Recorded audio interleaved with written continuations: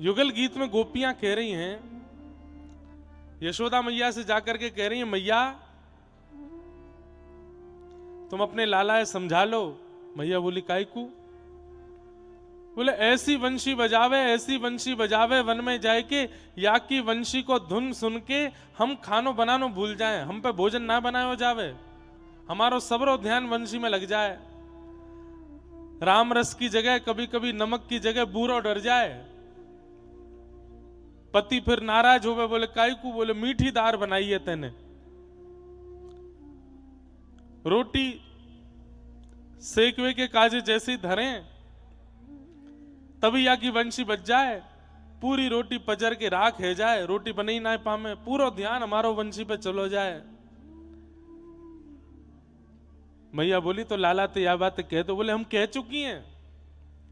बोले कन्हैया तुम वास समय वंशी मत बजाए करो, जा समय हमारो भोजन बनाने को समय होए करे।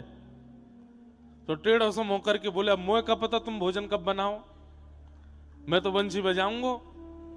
अब एक गोपी के यहाँ दोपहर में भोजन बने, एक गोपी के यहाँ संध्या में बने, एक के यहाँ रात्रि में बने, अब तुम सबन के यहाँ की चिंता करूंगा तो मैं वंशी कब बजाऊंगो? मैया वो ना माने, वो तो वंशी बजावे। यशोदा मैया बोली तो फिर मेरे पास काहे को आई हो, यूं बताओ। बोले मैया अब लाला तो हम कछु कर ना सके, बाकी वंशी को कछु ना कर सके, पर हम वाके गुरु को पतो पूछ में आई है, कौन ने वंशी सिखाई लाला को? बोले क्यों, क्या करोगी? बोले वाय जाके जमुना जी में फेंक के आवेंगी। अरे वाने हमारो घर बर्बाद करवाए दियो या वंशी सिखाए करके। यशोदा मैया बोली तो ठीक है, मैं लाला ते मना कर दूंगी, कल ते बंशी ना बजावे को।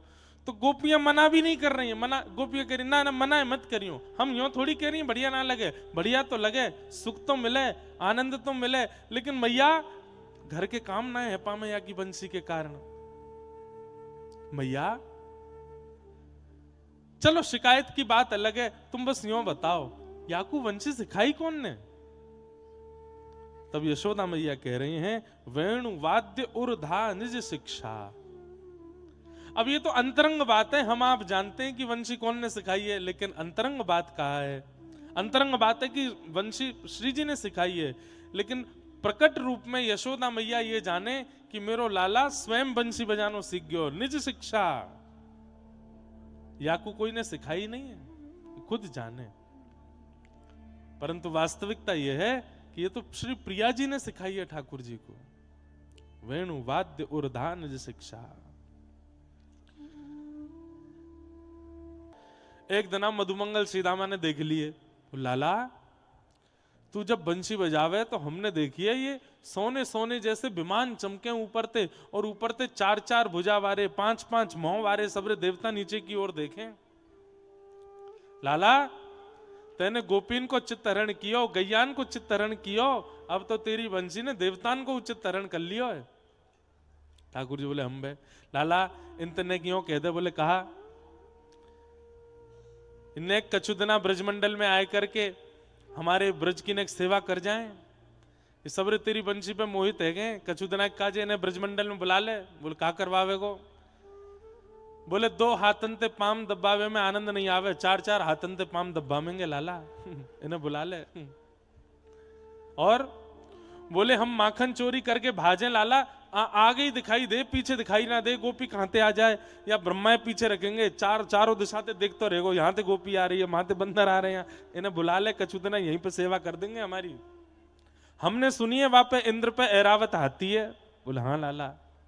लाला फिर तो काम ही बहुत बढ़िया हो जाएगा। बोले कहा ऊंचे छीके पे मटकी टंगी भई है, एक के ऊपर एक चढ़ना ना पड़ेगा, वह हाथी ही ले जाए करेंगे गोपिन के घर में वही मटकी उतार उतार के दे करेगो।